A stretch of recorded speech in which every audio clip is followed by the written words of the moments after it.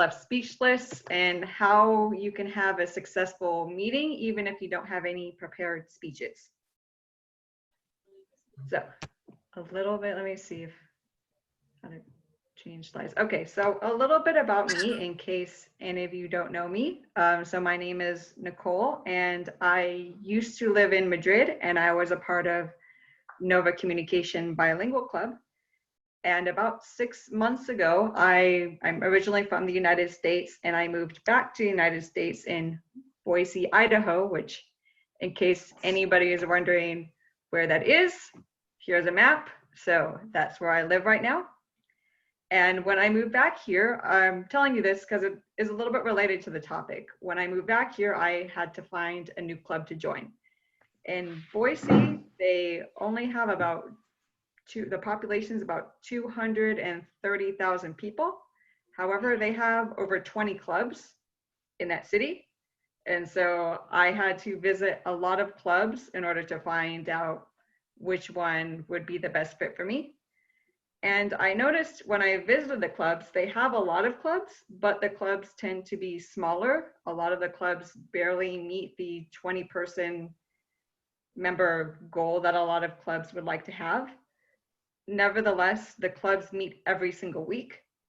So you can imagine if you have clubs with 20 members, maybe 15 to 12 of them are active and really attend every week. You're going to have a lot of meetings without speeches.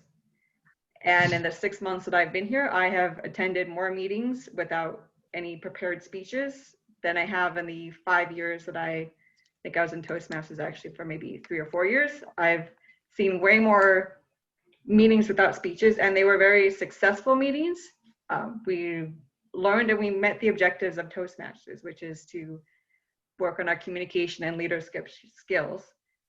So I thought of maybe to share some of the things that I learned from these meetings, and then I also gave a survey because I thought this could be interactive and we could learn from everybody as far as the things that you have all had.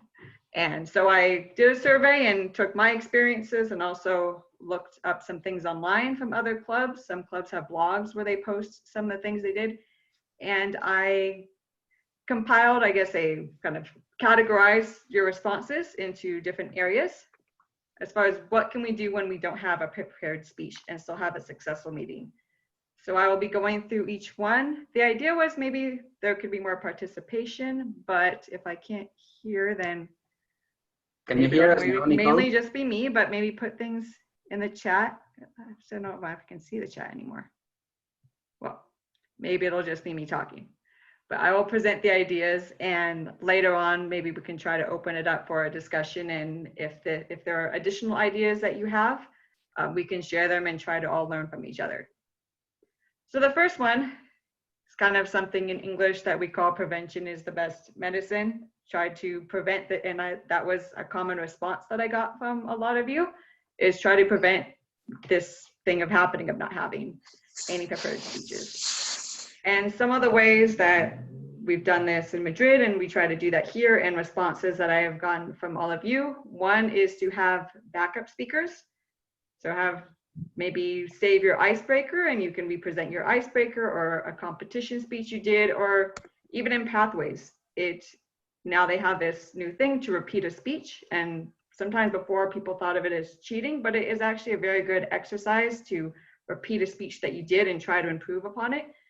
So again, having a backup speaker in case people drop out, that is one way to prevent having a meeting with no speakers. And maybe what I was saying is related to the second comment, which is a little expression in English called have a speech in your back pocket, which basically means to have a speech ready at any moment that you can just, like pulling something out of your pocket. You can just give that speech that day if there are cancellations.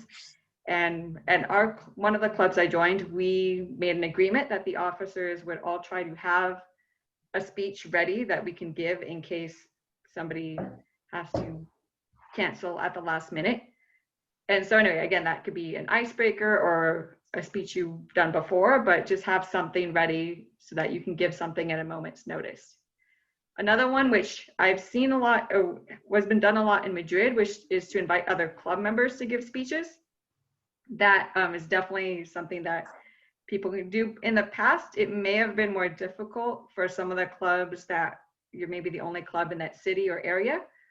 But now that we are doing a lot of our meetings virtually, perhaps we can do this more, where we can take advantage of this network we have of clubs all over Spain and the Iberian Peninsula, and one person, or possibly two, I thought I saw someone is from Michigan. We can maybe have we can have a kind of international resources to find backup speakers from other clubs that you can have and give the speeches virtually, which is then kind of the other one, is have a virtual guest speaker come in. And so those are kind of the 4 ideas to try to prevent this from happening. But even with all that, still might happen. So here's some other ideas. This one, I've seen this here. I haven't seen it in any of your responses, but I have seen this in the US. So I will share kind of the 2 different ideas that I'll call role-playing things. These are, before I present them, these are very different from a typical Toastmaster meeting. So maybe I would do it when there aren't a lot of guests, because they won't really get a good idea of what Toastmasters is. But for example, in Nova, we tend to meet in August when there aren't really a lot of people. So it could be a good way to do something different, or around Christmas, or maybe a special meeting. Either way, to present the idea. The first one is maybe a concept that's more American, but it's kind of this idea of a murder mystery dinner where you play detective and someone in the room committed a crime or did a murder, and you have to figure out what it is. This one I saw, and surprisingly, the Toastmaster put this together the night before. I was very surprised that she was able to do that, but she said it was at the day before, there were no speakers, so she was able to put this together. So I will briefly explain what she did. However, if you Google murder mystery Toastmasters, you can find web pages where they give you the whole outline of what they did with scripts and everything. But I will first just briefly explain what it is. So the idea is there's a wealthy businessman in the meeting I went to. It was Bill Gates was murdered, and someone in the room, one of the Toasties, committed the crime. What she did was, the night before the meeting, she assigned characters to about 7 of the Toastmasters, such as the victim are Bill Gates' wife, his son, his lawyer, a fellow competitor in Apple, etc. These people were given a little script or kind of some facts about the person the night before. Like, for example, the wife, you've been married 2 years, you are much younger than him, he's obviously very wealthy, and you've been arguing a lot. And then based on that, they have to come the next day and present themselves in a 2 to 3 minute speech to present their character. Then there is a table topic session where people are given a clue about the murder, and they have to give a table topic to try to argue why they think, based on this clue, a certain person in the room committed the murder.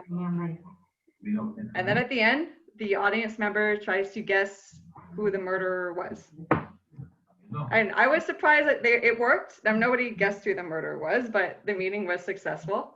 And again, because this is all online, and as I said, if you just Google murder mystery Toastmasters, you can find profiles of all the characters and the scripts to read and the clues and who did it. So it is a little bit of preparation, but it was something that the night before the meeting, they were able to throw together, which I thought was interesting. Another one, which is similar, which to me, I haven't seen this, I just found this online, might take less work, is kind of a fake trial or a mock trial. So the example I read, there was a silly crime that was committed. So Santa Claus damaged someone's roof, and now the man wants Santa Claus to pay for his roof repairs. Maybe that's more of an American thing that would happen, but and again, similar idea, you assign characters, Santa Claus, lawyers, the victim, witnesses, etc. Then the different characters have to defend themselves and present mini speeches where they defend themselves, or this lawyer who interviews them and presents evidence in mini speeches, or kind of table topics like scenario, and then the audience is the jury and has to vote whether they think that Santa Claus is innocent or guilty. So those are two role-playing things that I've seen, which again, they are very different, but if you're looking for something new, that was something that I did see. Another one which I really liked is something I'm going to kind of call very intensive evaluations or advanced evaluations. This one I saw here, and what they did, because it had no speakers, was they picked a world famous speech. The one that they picked for the meeting I saw was the 2019 World Championship speech. They played the speech during the meeting, and then in this one, 2 different members had to give Toastmaster styles evaluations for the World Championship speech, which I think would be very difficult, but that's what they did. So maybe if you are in a club with very good or advanced evaluators, that could be an interesting thing. And it's also good for the members to see what does one of the best speakers in the world, what does their speech look like? What is good about their speech? And have a discussion and analyze their speech. So even for new members, just to have them be aware that there are these competitions that we have and what does a very good speaker look like? I thought that was a very creative way to handle the idea of not having a prepared speech. The other one, which I heard a lot of comments from all of you, was things that I would categorize as training sessions. So for those of you who don't know, Toastmasters series, they do have workshops with, again, they have PowerPoints made for you already. They have leadership ones and educational like speeches. To me, I read this comment several times. To me, because I've given several, they're hard to do at the last minute. So I'm not sure if when I read the comments, if they were more for people that this idea of having a backup speech, that someone who already did it had this in place. Some of the ideas that I got were doing one about evaluations, table topic, how to give a good evaluation, kind of a training session, or how to give a good table topic or improvised speech, or maybe a learning session on pathways or easy speak, or how to give a humor speech or how to add humor to your speaking. Again, I feel like these would be hard to do at the last minute, but maybe if someone already has one. Another idea is, since we're doing things online, people might be recording this, and maybe you can play the recording of someone else who gave this speech or gave a workshop on something, and then kind of like the other one before, instead of giving showing them the international or world famous speech, you can just play the video of this workshop and we can learn about how to give humor or better evaluations, etc. Another idea that I had about how to do this at the last minute is maybe have a discussion panel. So if you have some advanced members who are very good at adding humor to your speech or giving evaluations, etc., you can have, or something leadership related, have 2 or 3 of the more advanced members, have a discussion panel, and have the Toastmaster interview them about different topics related to, or questions related to the topic, and have a little bit of a discussion panel so that people can have more of an educational or learning experience. And that can maybe be done with less planning than giving your typical Toastmasters series workshops. The other one is moments of truth. Let me see. So I have a link, but kind of sometimes links don't work. It is working. Okay, so can you see the website? Yes? No? No. Okay, then that did not work. Well, let me see. Okay, well, I mean, if you Google Toastmasters Moments of Truth, you can, let me see if I can stop sharing and then share something else. Okay, so then if I go to share again. Okay, now can you see it? Yes, no, yes, okay, cool. So if on Toastmasters, they have a Moments of Truth handbook, and they have slides, a handbook, and things are in a manual already there that you can download and use, and it doesn't take as much preparation since it's more of a discussion type thing to plan and really evaluate and assess your club and how they are doing. I would not recommend this if there are a lot of guests, but if it's a meeting where there are mostly members, it is a good activity to do, once or twice a year or so, to assess the health of your club and see how you can improve. So that was another very frequent suggestion that I got as far as what to do meetings. Let's see if I can go back to my PowerPoint. Hopefully you can all see it now. Here we go. Okay, and then another very common response I got were related to table topics. And that's probably a very easy way, since it already fits with the structure of your speech, is just what I call level up your table topics to fill up the meeting and make it useful for everyone. So one very easy way to do this is just double your table topics, is have more table topics. I've had ones where everyone even has to go twice. So really there can be no limit, and a lot of times that actually gets more participation out of all of the members. And we actually did this once at one of the clubs here, and then after doing that, we actually decided we want to have fewer speeches every meeting. So we try to have one, maximum 2 speeches, and then do more lots of table topics so that everybody gets a chance to talk and give a table topic at every meeting. So that was something that we liked. Another very common response is to have a debate. So someone picks a topic, or you can even have several debates and several topics. And the way I've seen it is maybe have 3 or 4 people on each team, and sometimes flip a coin, and one group has to pick one side of the debate, and then the other group has to defend the other. And whatever you naturally agree with doesn't matter. You have to plan as a group on how to debate this topic. And then usually at the end, the audience votes on who they feel won the debate. And I've seen this at regular meetings, but if you have no speeches, you can have longer debates or several debates, or again, it's a very common and a fun way to switch up table topics. Another one, which I saw several different ways of, which I'm kind of categorized as the same thing, is having a table topics, like a marathon of table topics, and then speed evaluations.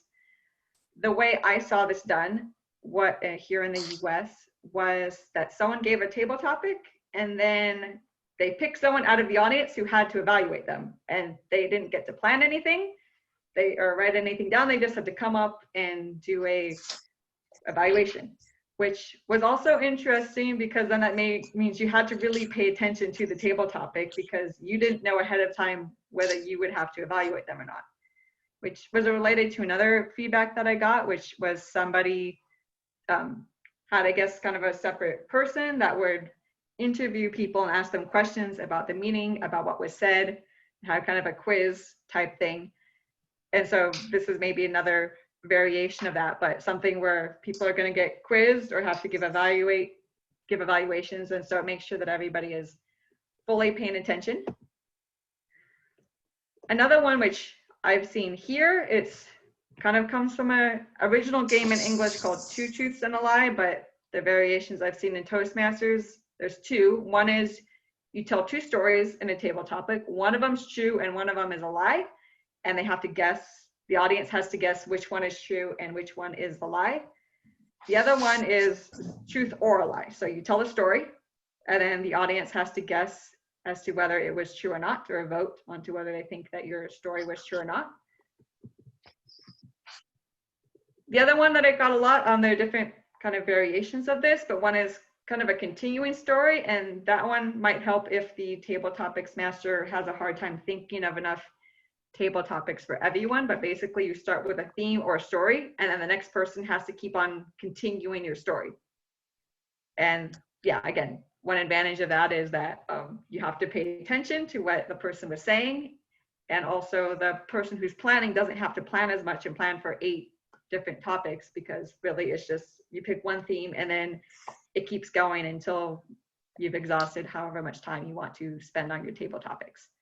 The other variation of this, which I've done, is there's a story and you have to change some element of the story, which helps because there are a lot of famous stories like Cinderella, Little Red Riding Hood. These names might be very different in other languages, but your famous fairy tale stories, and you have to change some aspect of it. Or that was one of the suggestions I got. One thing that I saw was a famous movie, and you have to change the ending or something about the movie and retell the story. So different creative ways. This other one, I will have to switch my screen again. Some of you have seen it, but this was a table topic that I did.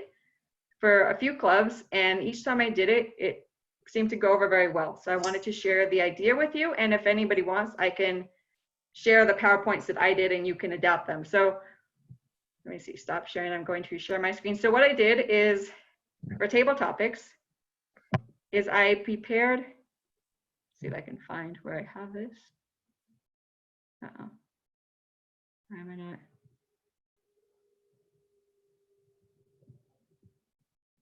Let's see. I'm not seeing where that one is. On my, do I could just share my whole screen maybe? Okay, can everyone see my whole screen now? Yes, okay. I'm gonna hide. I'm one of those people that has like 50 tabs open at once, so I'm gonna hide that I did that, or that I do that. But so what I did for this one is for the table topic, and it was kind of inspired by something that actually happened to me, or happened to me a lot at work, was that I would have to give presentations based on PowerPoints that I created a long time ago and didn't remember what was on there, or that somebody else prepared. And I should have reviewed it, but I didn't really review it as much as I should have. And I found myself giving a presentation and there were slides, and I kind of had to improvise as to why the slide was there and what this has to do with my presentation. And so what I did, and I have several versions of these because it went over so well when I did it that I was asked to do it more. So I have versions in Spanish and English, but just to show you, I made some PowerPoints. I put sometimes between 4 to 6 slides, and I just change the slide every 20 seconds, and the person has to give a presentation based on the slides that they see. So I'll just show one. Again, how to manage millennial employees. And then they kind of see slides, so they have to compare the different generations. This one I got feedback later, it was too busy, but it's what I had. Then sometimes I put a random one in there that then the person has to think, okay, how do I explain this as far as my presentation goes? And again, I kind of put a presentation in there, and sometimes people originally thought it was difficult, but actually the speaker said it was easy because really you only have to talk about a screen for 10 to 20 seconds, and then I'm going to change it.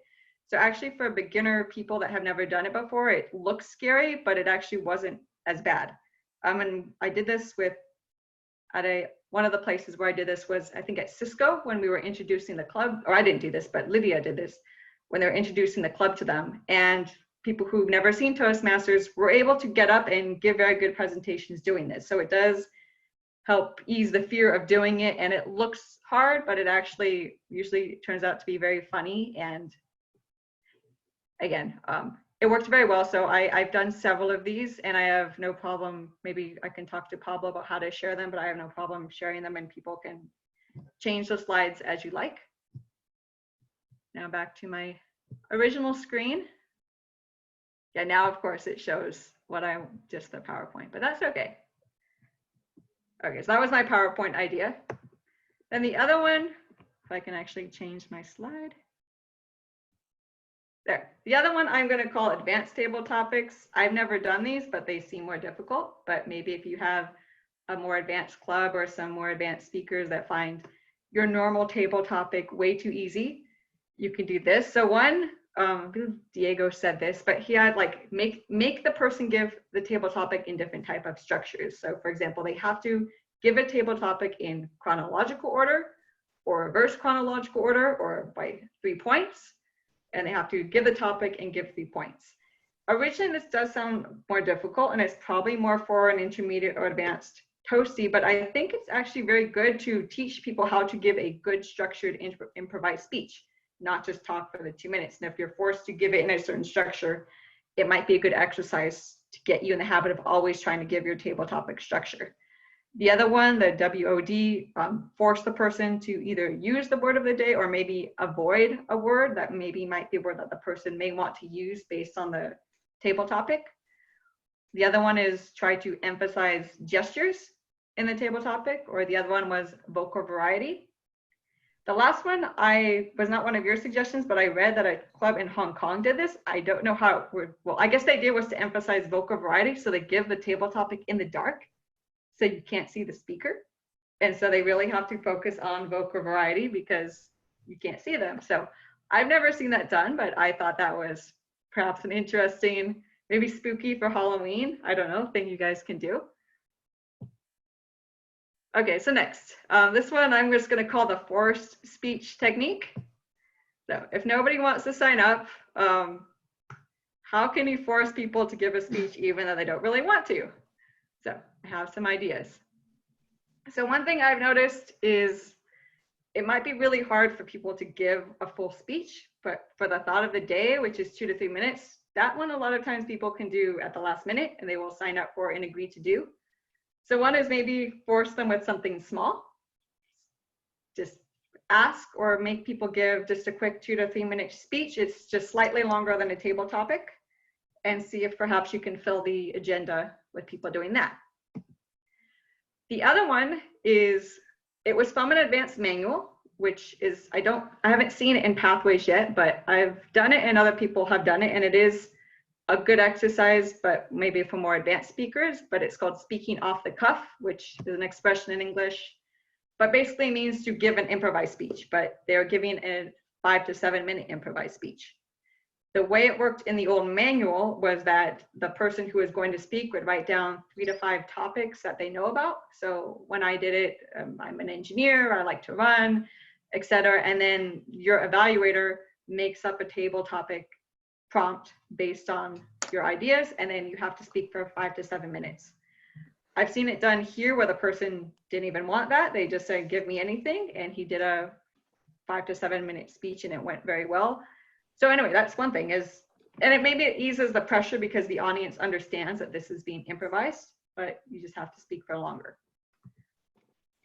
Then the other idea is kind of a semi-improvised speech, which I've also done. So instead of being up on stage and you get the prompt and you have 30 seconds to talk, perhaps the evening before or right before, I had to do one once about 10 to 15 minutes before the meeting, is maybe give them a topic or make them choose a topic, but they have from the night before or from 15 minutes or so before the meeting to think of a speech based on that topic. And actually, although it's difficult, that kind of a lot of times is how the real life works. You don't get to just pick an inspirational speech and spend 2 weeks preparing it. Your boss tells you tomorrow you need to give a presentation on this, and you have to give a presentation tomorrow or in a few hours on that topic. So again, if you have a topic or a narrow focus, and perhaps the Toastmasters didn't tell them this was something that was done at the last minute, or they just had the night before, or from 15 minutes ago, or from before the meeting. And so again, it's not as bad as a table topic, like the speaking off the cuff where you have 30 seconds. They can do a little bit of work, but it's kind of more like real life. How do you really prepare a decent speech with a few hours or a few minutes or a day with a day's notice? And the last one that I'd never seen this, but I found this online, something called a meeting grab bag. When a lot of people are not signing up for roles, is you put the roles in a bag or kind of like a hat, and they included speeches and evaluations. So you pick a card, and you might have to be the Toastmaster, you might have to be an evaluator, or you might have to give a speech, which is why I kind of also changed the name of that. They called it grab bag, but I would probably call it Russian roulette, because the person who picks that they have to give a speech. I mean, maybe only have that for the advanced members, like maybe have like a mini one for the, what is some like timekeeper or all counter. Maybe they can have like an easy grab bag, and then the advanced officers and people who really should be signing up for speeches but who aren't have to pick from the advanced grab bag, and they're gonna have to do it. And maybe after a few times, people will be more motivated to sign up for a speech, or have, like what was said earlier, a speech prepared in your back pocket to prepare them for this. And those are my ideas. I don't know if others from what I got from the surveys. Let me see if I get out of this, if I can maybe see a chat. Let me see, stop sharing. Because when I share, for some reason, I can't see the chat. Okay, so now I can see this. So when I was doing the presentation, I couldn't read all of your comments. So let me read the comments, so maybe we can have an actual discussion now if people would like. I can't hear anybody, but let me see. I can hear you, Nicole. That's good. Someone's leaving the meeting. Oh no. Okay. Not everybody likes my presentation. That's okay. So good. I heard of clubs doing is playing a WCPS speech for the club. I don't know what WCPS speech is. Maybe if the person says Lori, Michigan, my fellow American, maybe she can elaborate because I don't know what that means. People are. Oh, someone else. Okay, Miguel, we didn't figure out who the murder was either. I guess someone else did that. Oh, someone said they did not get the idea of double table topics. So from that, so what I just meant is basically do twice as many table topics or even more. So at one of the meetings I went to, every single person in the audience or had to go up 2 times to give 2 different table topics. So what I meant by that was just to make the table topics last longer so that you fill in the space that you don't have because of speeches or evaluations. Oh, someone else already answered. Sorry, I should actually read this. PowerPoint karaoke. Okay, so let me see. Viral, nice one, Russian roulette. Oh, okay, you covered that later, one of the champions. Okay, so those are the comments. Does anybody else have any, I guess, ideas or comments that you would like to share with the group? And sorry if I was talking too fast, like maybe got out of my, I used to talk slower and then I've lived here, so I started talking faster again, but I should. The rest can hear this. Everyone can hear each other except for me. I think we all can hear each other, but not. So probably it has to do with so you can just gossip about me and say how horrible this was. I can't hear this. That's okay. That's very strange. That seems like a really bad feature. I want to tell one. I mean, it's not okay, well, so. Someone liked it. That's good. So different, but I saw it in a club. I can't hear anybody. Maybe Can you hear me or not? She can. Something might be wrong with my sound. I didn't think of that. But Nicole can't, I think. Well, okay, it was very simple. It was like a debate, but before the debate, a person gave a short presentation. In this case, it was about what was better, experience or learning. I mean, learning by studying or learning by experience. And then that person divided the audience into 2 groups. Each groups have, the groups have about 5 minutes to have a discussion. And then each person in the group has to present alternatively one aspect of the defending if learning was better by experience or by studying. And I mean, you can use on other topics, but it was very interesting and all the audience was engaged and participating. Can you hear us now, Nicole? Yes, so the problem was me. Okay, I was my speaker, because I'm using headsets and I need to, anyway. Maybe Gabby, she you was can, here. maybe Gabby, you can just mention it again so that Nicole can hear it as well. Yes, a debate, a person makes a short presentation. In this case was about what was better, learning by experience or learning by studying. And after this short presentation, about 1 minute, that person divided the audience into 2 groups. And these 2 groups had about 5 minutes to discuss between them and to decide how to defend their position. I mean, they were pressed to defend one or the other position. One group was defending learning by experience, the other group was defending learning by studying. And then one person from each group, alternatives, have to defend different points of that.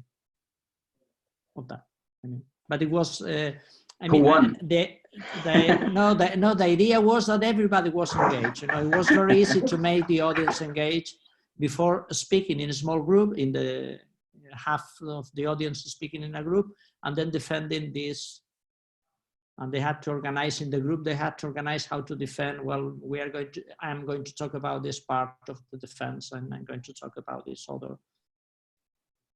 It was quite interesting. I mean, more than just a debate. It was like a role play. Something.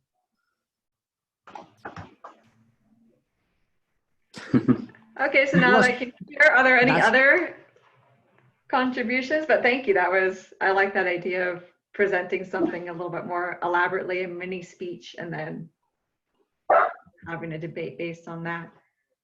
Does anybody else have any? Well, you said it partially. Hello, Nicole. Hi. But a month ago, the international president from Toastmasters International was here in Madrid, and he gave us some recommendation, and he said that we could give short evaluations.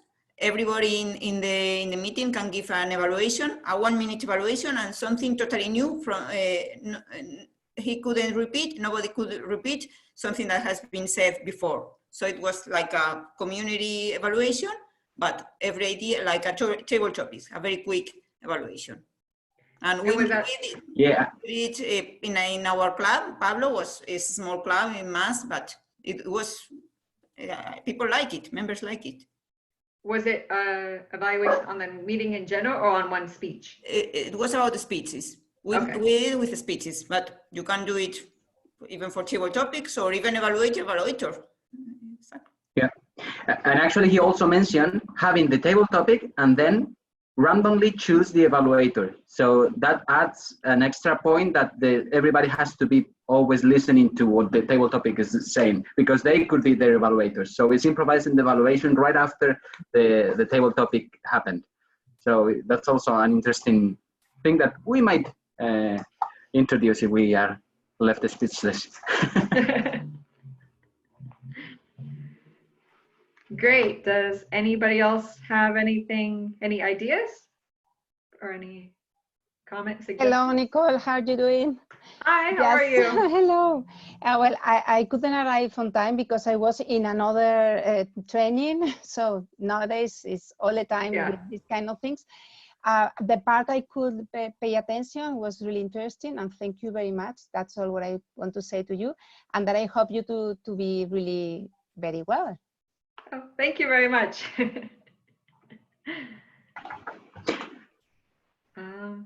Well, if I don't know if there are other comments, maybe Lori from Michigan, your call. Is she here?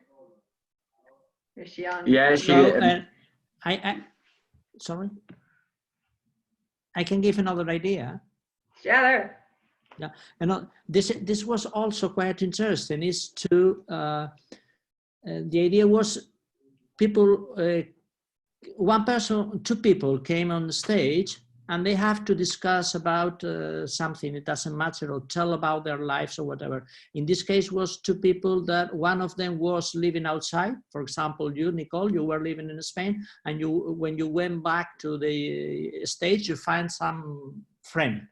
And you have to talk, and there are a few words you cannot use. The first person who uses this word loses. And there is another person coming on the stage, and the conversation goes on and on and on. And so you have to choose, if you talk about your story, you have to choose, for example, the name of the country where you have been or something like. You cannot say these words. Just maybe 2 or 3 words. You know, like there is a game also. That I don't know if it's called categories, but there's a game, something like that. And it's interesting because, I mean, you need to be moving the people, and there is one person who stays.